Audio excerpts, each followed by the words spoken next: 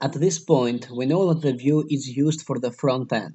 It shows to the user the design of the page. The controller now, what it does is to call the view. However, the controller does more than that, but for the moment, we just use a controller to call the view. Later, we will also see that the controller is used to save a model or to delete a model, to update a model, etc. So everything comes to this. What's a model? A model is just a PHP class, and what it does is to connect to a database or to another source and get the data from there. In this video, we will create a new model, and we will also make the connection to the database, and we will just display the entries that we will have inside our table. So I will show you two ways that you can create your own model. So if I go to my app folder, you can see that we already have a model here which is called user, and this user model has a lot of coding inside. So let's say that we want to create a new model called product. So I will go to my app, right click and say new file. I will save this, and I will save this like product.php. So as I said, a model is just a PHP class. Now what I can do is to start coding the model from the beginning. Or in order to speed my coding, I can just copy this code and paste this inside my product. And of course, we now have to delete a couple of lines because not everything is needed. However, as you can see, this takes a lot of time because we have to go to another model, we have to copy the code from that model and paste the code inside our new model, delete stuff and edit to update the name here. So this used to be user, now this is a product. So the name of this model is product. From your PHP knowledge, you know that the name that we have right here, which is product.php, has to be the same with the name of the class, which is product. However, as you saw, this took a lot of time. So I will show you guys a better way, a faster way that you can create your models, because you will not have only two models. You will have a lot of models, many models. And you need some time to create the models and all that stuff that is inside.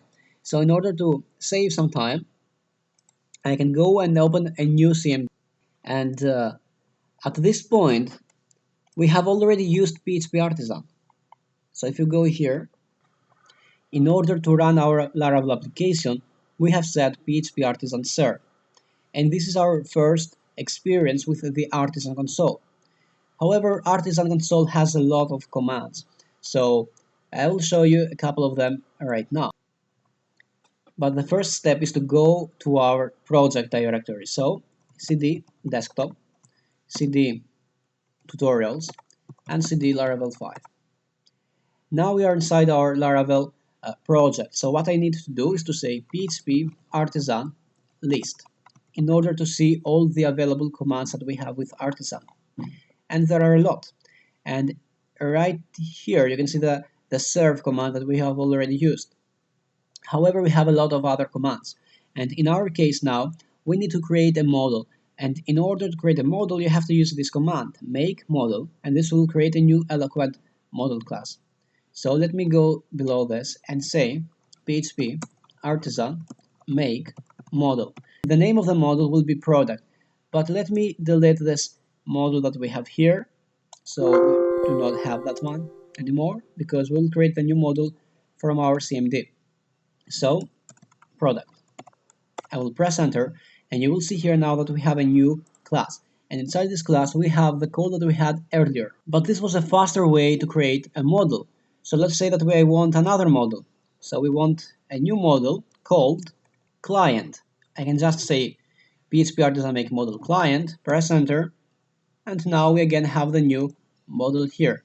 So instead of copy and pasting the code or writing the code from the beginning, this is a much faster way to do that. So let me delete this client class because we do not need that. It was just for testing. So at this point now we have our model. However, we still do not have the connection with the database. So I will close the app folder and we will go to my config folder and I will open my database.php file. Here now we have MySQL, as you can see, and the default connection is actually MySQL. So you already know PHP. So you know that we need the host name, the database name, the username, and the password in order to create a connection to the database. And we also have already discussed in the first video about the .env file. So this .env file is used in order to secure our passwords and any kind of other secret data that we might have. So in our case, we want to secure our host name, database name, username, and password. And what we will do is to use this .env file and have our credentials there. So we are checking here if the database host, the database name, the username, and the password are not empty. So if they are not empty, then we take the values from the .env file that we have here. Now, if they are empty, then we use these other values that we have right here. So in case these are empty, then we use this. However, I do not want them to be empty, so I will give them a couple of values here. So we have for the host, this is okay, localhost. For the database, I will have another database called Laravel 5. For username, this is root, and for the password, this is empty. So right now we have all the credentials needed to be connected to the database. The next step is to create the database. So I will go to my localhost, phpMyAdmin, and at this point we need a new database. So I will go to new. The name of the database will be Laravel 5. I will click enter, and inside here now we need a new table called products. And I will click go and create a couple of columns here. So ID, name, and price, we can say. So the name will be a varchar up to 32 characters, and our ID will be auto-incremented, and it will be the primary key. I will save this table. So this is nothing new. If you already know PHP and MySQL, you already know how to do this. So this is nothing new. Now I want to manually create a couple of entries because we don't have the code to create a new product yet. So what I will do, so I will create two new entries. So the first entry will be, let's say, phone, and the price will be 300. You can also have another one. So for the name, we will say bed, and the price will be 100. So I will click go in order to insert the new rows. And now I want a new page in order to show these new rows that we have here. At this point, I will introduce you to something called a resource. So if I go to my routes file, you can see that we have a way to declare the routes, right? So we have done this, in this way. However, this is not the best way to create your routes because imagine that we have CRUD operations for our product. We need a lot of, routes in order to declare here and actually do our stuff. So what I want to do is instead of having a specific route for a specific method, I want to have one route for a lot of methods. So with just one line of code, I want to have a lot of routes. So how can I do that? Well, I can create a resource controller. So if I go to my documentation and we go to controllers here and we go to RESTful resource controllers, you can see that by creating a resource controller, a RESTful resource controller, we can have all these methods. So these are all methods: index, create, store, etc. And we also have our paths, our routes, predefined. As you can see, we have all the routes, all the paths here, and we also have the action, which are the methods here, and we also have the requests here. So we have a get, post, delete request, etc. And we also have the route names that you can see right here.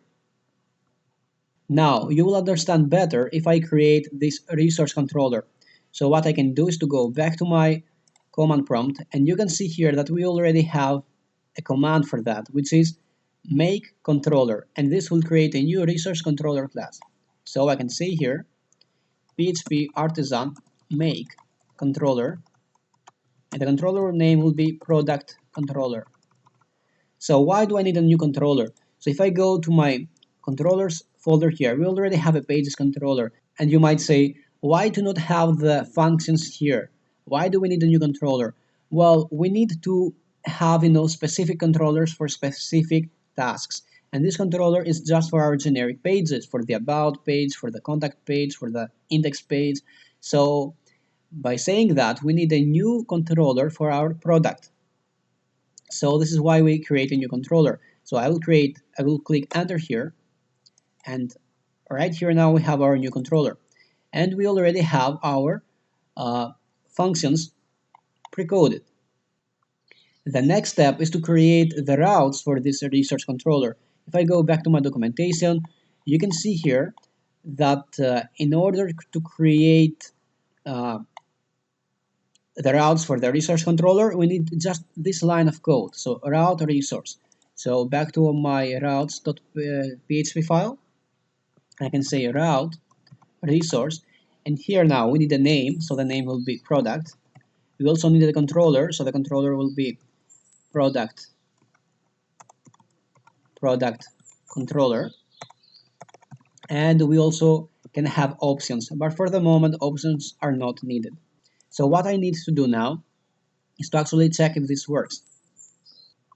So I will go to my Sublime text, I will go to my product controller, and here now in the index I can say return, and I can return just a string, so we can see that this works. So this is only the index for the product.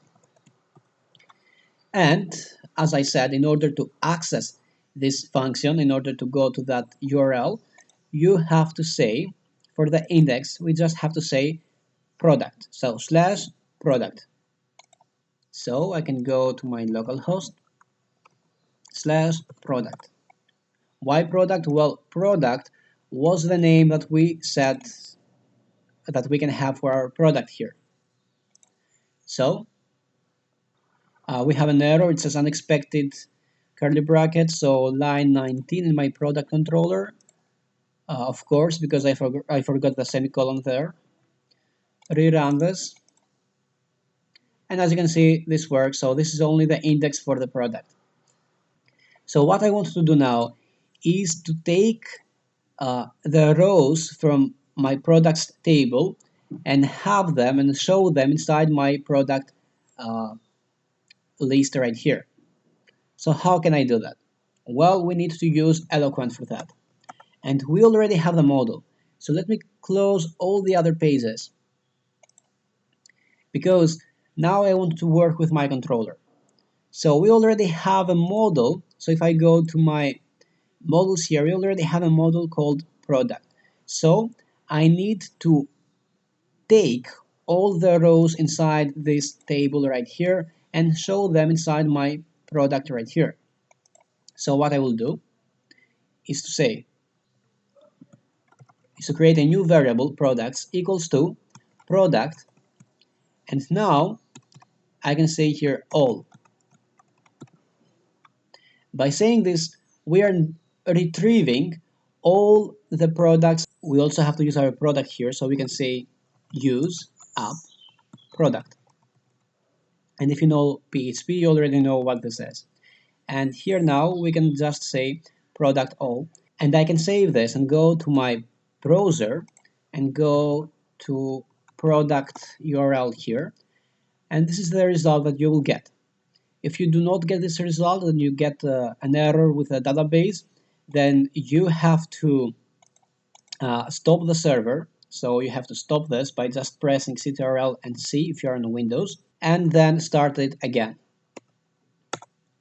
So in case you see a mistake with a database, you just have to do this. And then of course reload the page so you'll see the result. So right now, what we did is to create a connection, and then with our product here, we are getting all the rows that are inside this products table. And you might say, well, how does the product knows what table to search for in order to get the rows here? So what we did is to give to this model a name, which is product, and this product now will connect with this products table inside our database. Well, how does this happen? Well, as you can see, products here is plural, while here is singular. And this actually makes the connection possible. So the model has to be singular and the table inside your database has to be plural.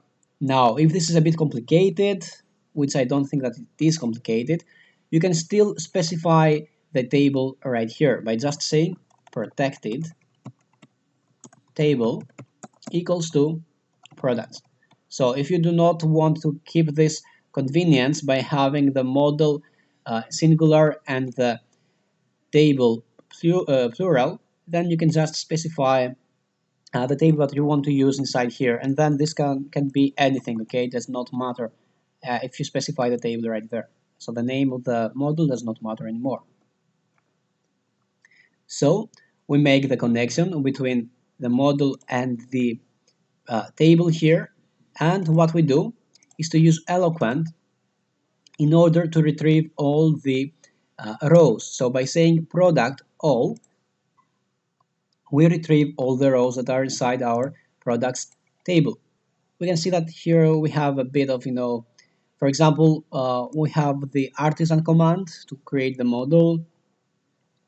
We have then the class that we created earlier with the artisan command. As you can see here, we can also specify, as I said, the name of the table if you do not want to keep the convention, which is singular for the model and plural for the table inside the database.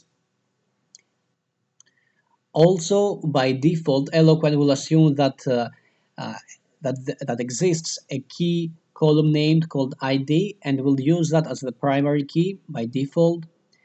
You can also have a couple of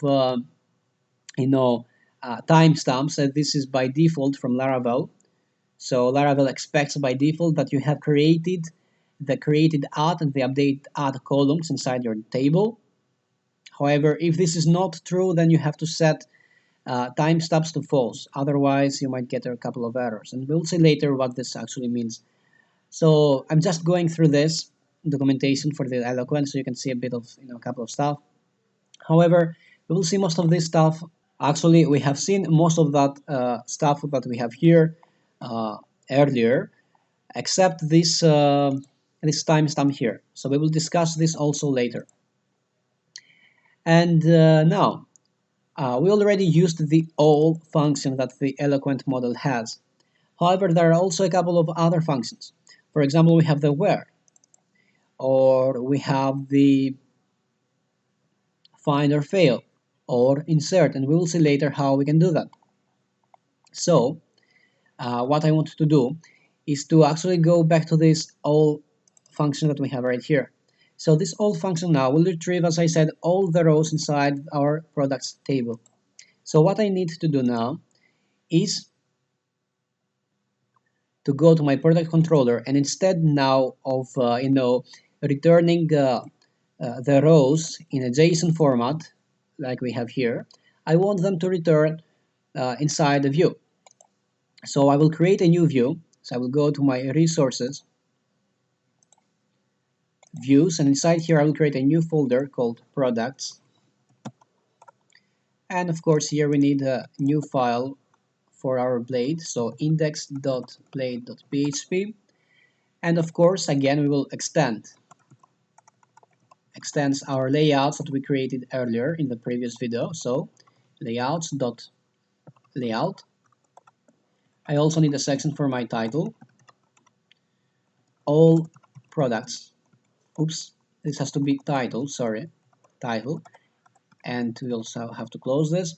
So here I will say all products, and then we need a body. So body, we close the body also.